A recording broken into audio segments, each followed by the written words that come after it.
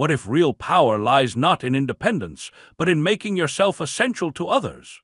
In this video, we delve into the art of becoming indispensable, master unique skills, build critical connections, and turn dependency into your greatest strength.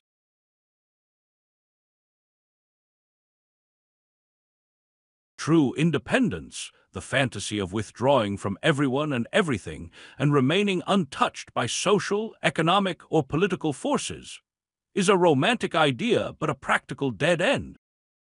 People who prize absolute autonomy often trade away leverage. They can make their own choices, sure, but they lack the relational footholds that create power in the real world. Power doesn't sit inside a single person. It lives in relationships, in the gaps between need and provision. The person who understands this isn't trying to sever ties so much as to craft ties that benefit them. That means deliberately positioning yourself as the source of something others cannot easily replicate. These can be things such as insight, skill, networks, or a pattern of results. When others' success or peace of mind requires your contribution, when meetings stall without your input, when revenue dips the day you're absent, when crucial people rely on the contacts or knowledge only you possess, you gain freedom of a different kind. It's a reverse independence. Your daily actions create dependency in others, and that dependency becomes the currency that buys you autonomy to act, negotiate, or walk away on favorable terms. The lesson is not to manufacture fear or cripple people, but to become so embedded in valuable outcomes that replacing you would cost real pain. Pain in terms of time, money, or reputation. And so the safest, most rational choice for them is to keep you close. If power flows through relationships, increasing your worth means becoming a rarer, more central node in the network. There are two distinct strategies here: depth and breadth. Depth is intensive value. You become a Michelangelo in a field, a person whose craft, judgment, or creativity is so advanced that patrons and organizations will bend over backwards to keep you. This path offers outsized freedom because your skill can travel. You're not tied to one boss or one team. Breadth is extensive value. You entrench yourself across departments, projects, and relationships so thoroughly that removing you unravels many moving parts at once. Henry Kissinger's survival in hostile politics is a textbook example, not because he was loved, but because his involvement spanned so many critical channels that his absence would create confusion and loss. Kissinger didn't survive and dominate the Nixon-Ford era because he was merely a brilliant analyst. He did it by embedding himself in almost every channel that mattered and by concentrating unusual authority in his person. Here's how to do it practically. Increase your worth by choosing a scarce competency and ruthlessly developing it while simultaneously spreading influence across systems that matter to decision-makers. Make your wins public and measurable. Tie your work to revenue, reputation, or deadlines, because perceived value is nearly as important as real value. Signal competence with concrete deliverables and make it painful for others to imagine operating without you. At the same time, be aware of diminishing returns.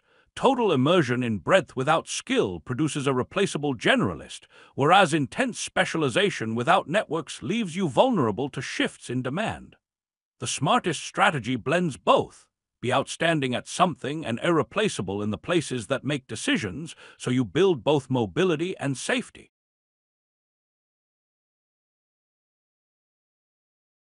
Becoming irreplaceable requires mastering work that is hard to copy or creating an ecosystem where your absence causes concrete friction.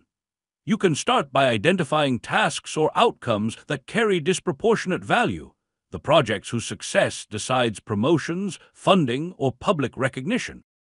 Invest time into the subtle, high-leverage skills around those outcomes. These are nuanced judgment, the ability to translate technical detail into decisions, crisis management, or the curated relationships that unlock critical resources. Next, when structuring your work, don't aim to make it useful, but different and yet central.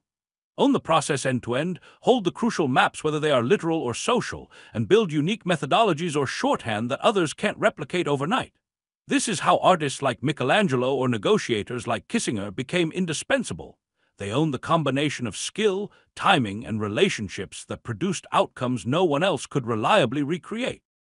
There's also the appearance of uniqueness, tactic.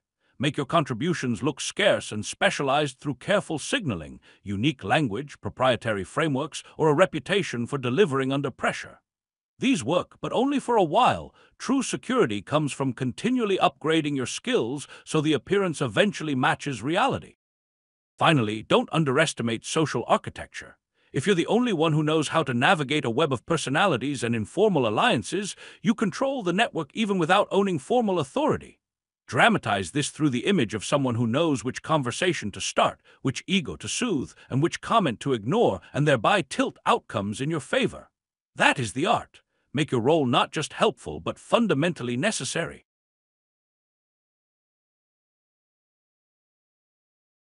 Creating a need for yourself is both strategic theater and operational design. The operational part is practical. Insert yourself into recurring decision loops, become the person who compiles the critical report, schedules the special meeting, or has the exact contact that unlocks the vendor. Make your outputs regular, visible, and hard to replicate quickly. The theater part is shaping perceptions so that others believe replacing you will be costly. Use small, steady wins to build a reputation for reliability. Deliver under deadlines, take the heat during crises, and cultivate a track record people remember. Simultaneously, raise switching costs. Document systems in ways only you can read fast, own private relationships with clients or stakeholders, and manage knowledge centrally so extraction becomes expensive.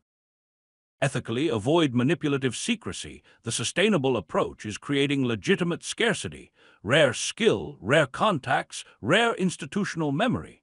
Another powerful tactic is information stewardship. Knowing the right things at the right time, not to embarrass people, but to be the one who prevents problems or spots opportunities others miss. Lastly, practice selective training. Teach colleagues enough to feel secure with you around, but not enough to eclipse your role. Bring these ideas to life with visual metaphors. A switchboard operator who knows every line, an editor who can stitch together a PR crisis into a positive narrative, or a mentor who holds the threads of a team's institutional wisdom. The point: make your absence a problem people would rather avoid.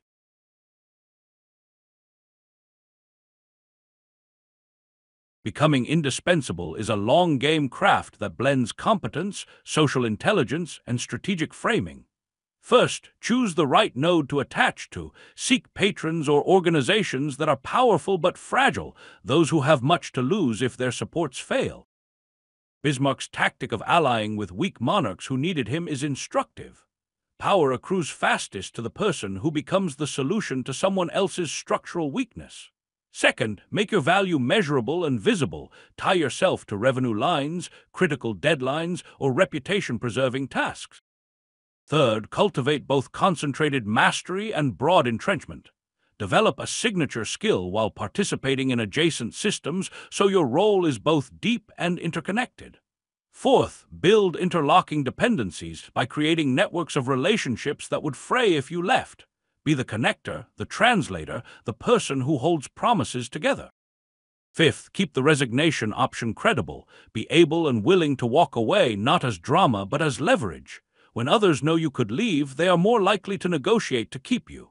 Sixth, manage perception and resentment. Dependency often breeds fear. Neutralize that with professionalism, subtle generosity, and by building allies across factions. Seventh, avoid the trap of monopoly. Attempting to control everything isolates you and invites coordinated action against you. The healthiest, most durable power arrangement is mutual dependence, a web of give and take where your removal is costly but your presence benefits many. Finally, temper tactics with ethics. Power used recklessly destroys institutions and relationships. The best long-term strategy is to be indispensable because you are exceptionally useful, not because you made others helpless. Let's close with a paradox. The person who seems most free is often the one everyone needs. That reverse independence, being free because others can't do without you, is the true art of influence.